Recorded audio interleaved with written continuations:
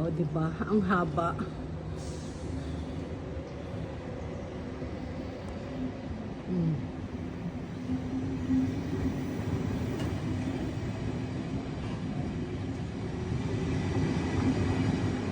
O, diba? Ang haba.